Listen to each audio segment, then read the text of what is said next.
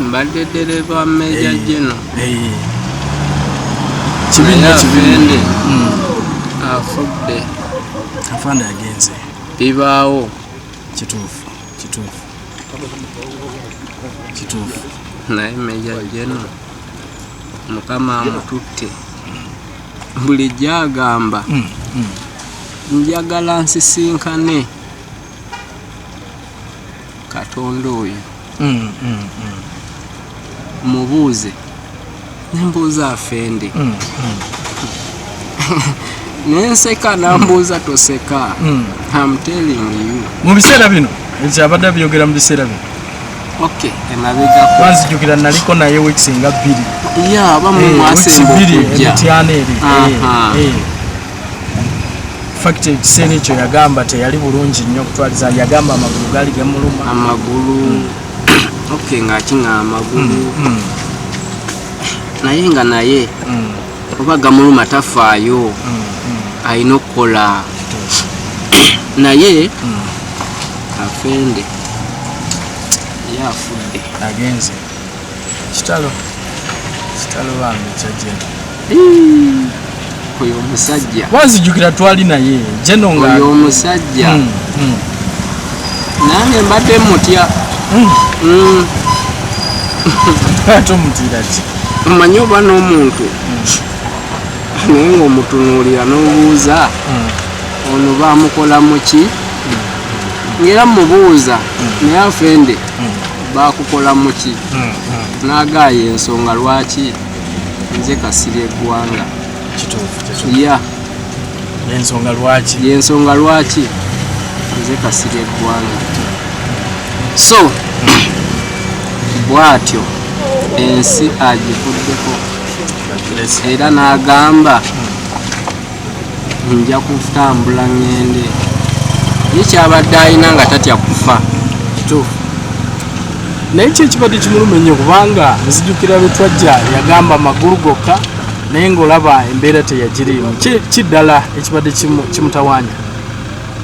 Ekimutawaanya sijja kugamba nti kino. Ya kubanza ebbanga lye mmaze naye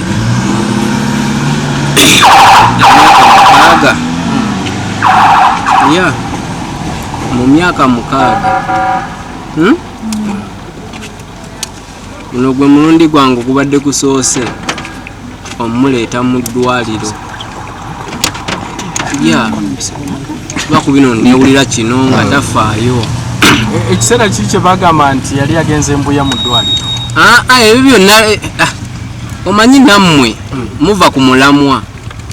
Ye yennyini yabagamba nze siri mulwadde. Okiwulira? Tojja kumbuuza wali omutekola ki? Okitegeera? Tuli ku kyaleero Meja General afudde ate oleeta byemabega. Kyekyo. Atobo mulungi tuze wano tukimanyi bulungi nti Meja General Kasirye Gwanga tugenzeko olunaku olwaleero, so tuze okulabanga tubikutuusaako live wano mu ddwaliro e Nakasero. Tugamba gwe gy'oli nti tubeereko twegatteko osobole okubanga omanya buli kimu kyonna nga bwe kitambula. Olunaku olwaleero lubi nnyo kubanga General Kasirye Gwanga y'omu kwabo abasajja watasobola kubanga oyisa mu maaso eggwanga lyonna limumanyi, so tuzze okusobola okulaba nga mwattu tukutuusaako byonna nga bwe bitambula. Singa ojjako wano abantu bangi bakuŋŋaanye dda, abamawulire bwe bali bonna bali wano, buli media gy'omanyi mu ggwanga weeri wano, era nga naffe Yugi Updates tetubuzeewo okusobola okulaba nga tukutuusaako ebintu bino live nga ate bw'okimanyi. Tewerabira nti ne interview eyasemberayo ddala omugenzi ono ng'akyali mulamu mwattu twagikola naye era ne tusobola okubanga tugikutuusaako butereevu. So y'ensonga lwaki n'olunaku olwaleero tuzze tubeerewo. Atobo mulungi ndowooza olaba embeera nga bweri wano, buli ayingira yenna ateekeddwa okubanga afuuyirwa, ate si ekyo kyokka naye we twogerera wano General Kasirye Gwanga eyatuvuddeko kati UPDF erabika nga etekinze over. Gyevuddeko twali naye mu weeks nga 2 emabega, era nyinza okugamba nti nyinza okuba nze yasembayo okubanga njogeraganya naye ne tubaako ne bye twogere bigenda mu maaso kubanga bingi ng'ayogera ku mbeera eno eya COVID, ng'ayogera ku mbeera ey'okuba abantu mu kitundu kyeyo. Bingi bye yayogerako okutwaliza wamu, ne twogera ku bulwadde bwe, ne twogera ku nsonga eziwerako. Naye essaawa eno tuli Nakasero wano nga mwattu yatuvuddeko. Embeera ogiraba okutwaliza wamu nga bwegenda mu maaso, era nga tuli wano Nakasero mwattu ku ddwaliro wabadde ajjanjabirwa. Nkugambye mu wiiki singa 2 emabega twali naye olunaku olwaleero ate tuzze wano ng'obulamu bwe bugenze. Okwo okuba kugera kwa Mungu. Bagiyita Expropriated Properties Act Cap 87 gamuyikiriza kugenda wa Minister of Finance nibamuwa certificate of receipt, not certificate of purchase, as a senior serving officer. The board of directors of custodian board had the mandate to pass a resolution. The Minister of Finance has the mandate to issue a certificate of receipt. But from 2010 kuva 2010 General Kasirye Gwanga yabadde atambula mu Minister of Finance, nze nabeera mbikozeko file yonna ngiterereza, naye obunaava mu office eyo faamu baagala kuginyaga. And sigenda kuyikiriza, nyagala public ekitegeere nti Kasirye Gwanga afudde, naye family ye egoberere ensonga za faamu eyo emuvainira, yateeka mu sente ze naginvestinga mu sente ze. Naye bureaucrats abari mukora mu office ya Minister of Finance bagana kumuwa certificate of receipt. Bono ba followinga nti kama biteke mu mawulire Kasirye Gwanga asasule bilioni 2 azijawa. Bilioni 2 azijawa. Babiteka mu mawulire na ntebe jebiri eyerandi erumuvanira bagala kugitunda banyabo erumuhanare mu mati akasajja.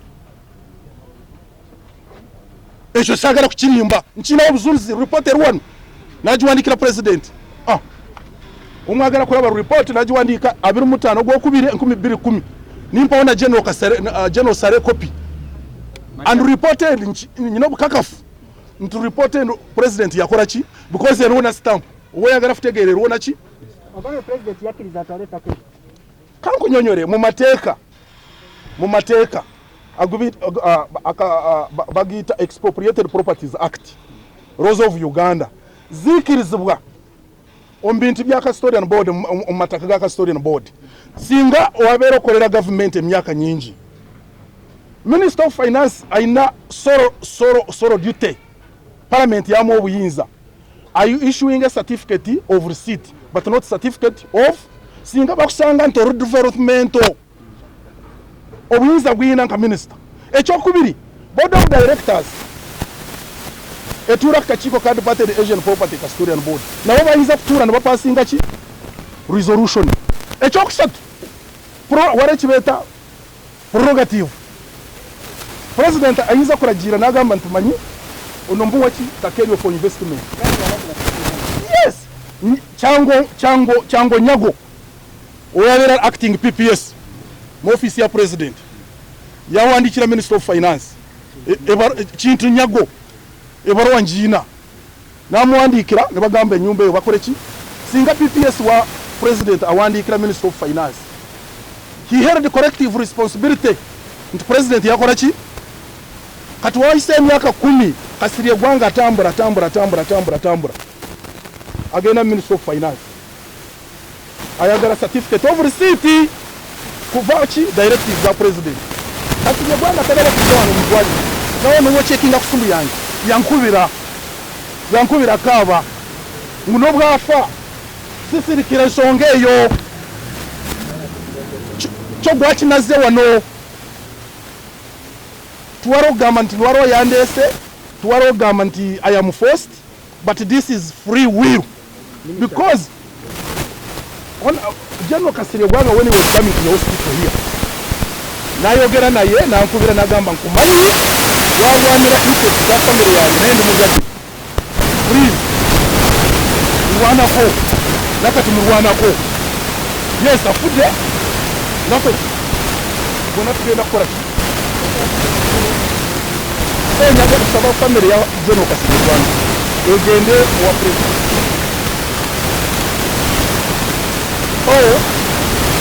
ekuwasa egende wa General Sare esogeza kumaji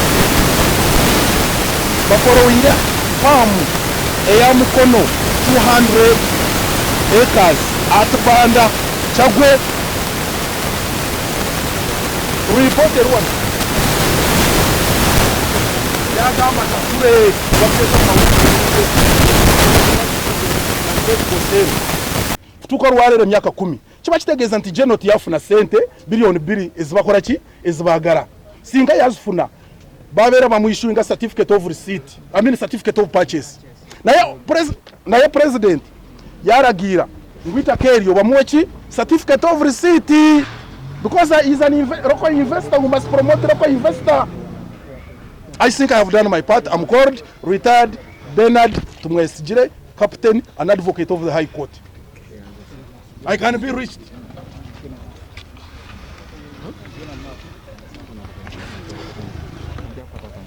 Quarter. I cannot hide this.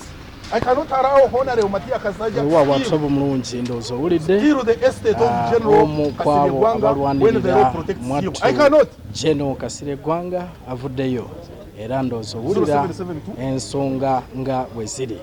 Ekikola obubi nti bwe naliko sayidi eyo ku ttaka eryogerwako General Kasirye yagamba nti ettaka lirye ate era n'aŋŋamba nti mwami Honorable Matia Kasaija ye yalimuwa naye bw'owulira kati ebigenda mu maaso saawa eno oyinza okwewulira ne buvuddeko kituufu yaŋŋamba nti ennyumba ye emakindye nti awo yatundawo era yafunamu ssente bw'ati bwe yayogera okuva mu kamwa ke kennyini nti ettaka ly'emakindye ennyumba y'emakindye yagitunda era n'avaayo n'aŋŋamba nti emukono wali waali nti mwattu wawe era Honorable Matia Kasaija ye yamuwaawo naye ndowooza owulira ebiriwo omukulu nga bw'agamba ndowooza owulira ebigenda mu maaso katusuubire nti famire n'akola omulimu ogwo okusobola okulaba nga mwattu egonjoola ensonga ezo.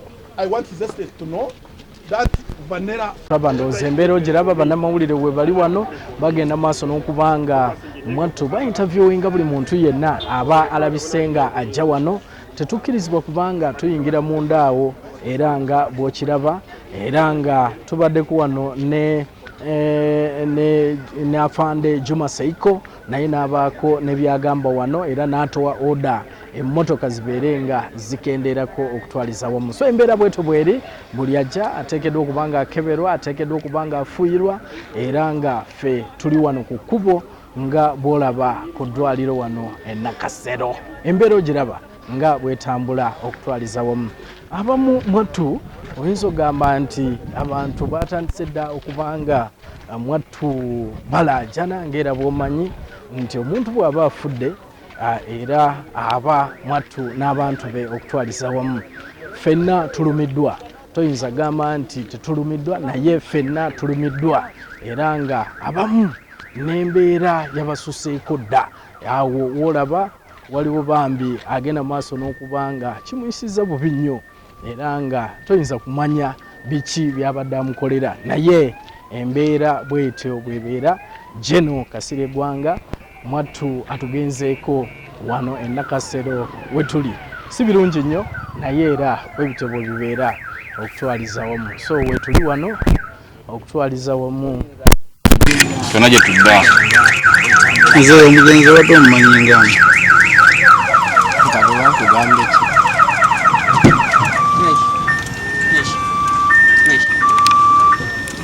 wewa wataba ndowooza owulira embeera si nnungi nnyo. Omwami ono temuyisiza bulungi nnyo era nga gwe Spice mulaba TV mulaba radio ombuuza kiriwo why afendi kala afudde kyekiriwo.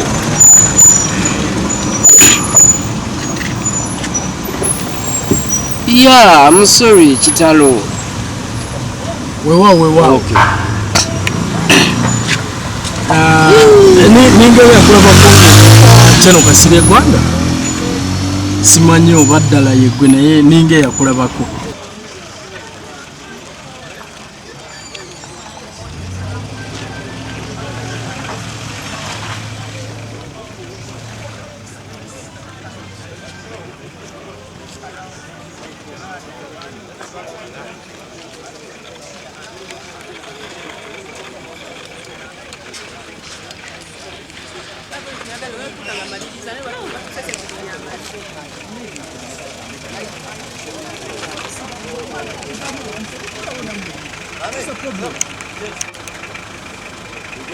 How are you, sir? How is the going? What's the going?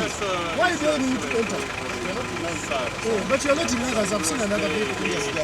So what's the problem? No, I'm alone.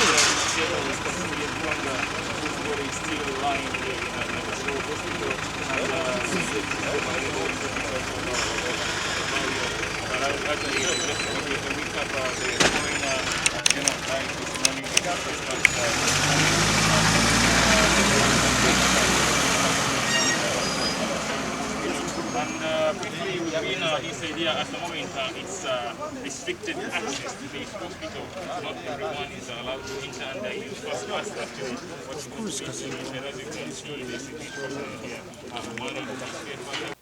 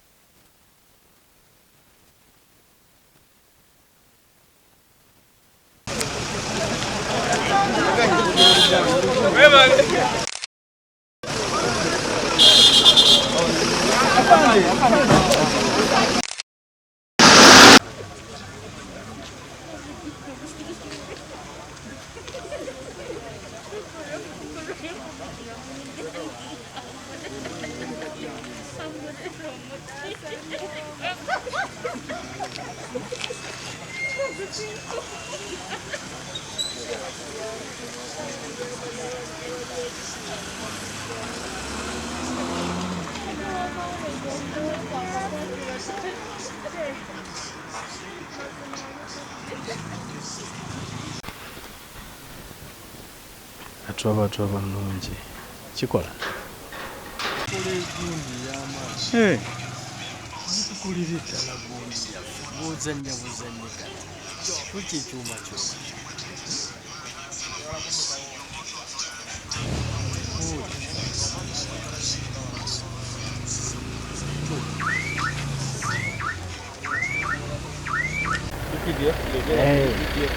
emmotoka za UPDF ziraba ziizo era nga nsuubira nti UPDF yejja okubanga emujjawo wano okusobola okulaba nga emutwala. So tulindiridde ebintu byonna nga bwe binaabeera. Gwe kyolina okuba ng'okola kubeera ku Yugi Updates osobole okuba nga omanya buli kimu kyonna nga bwe kitambula wano mu ddwaliro e Nakasero.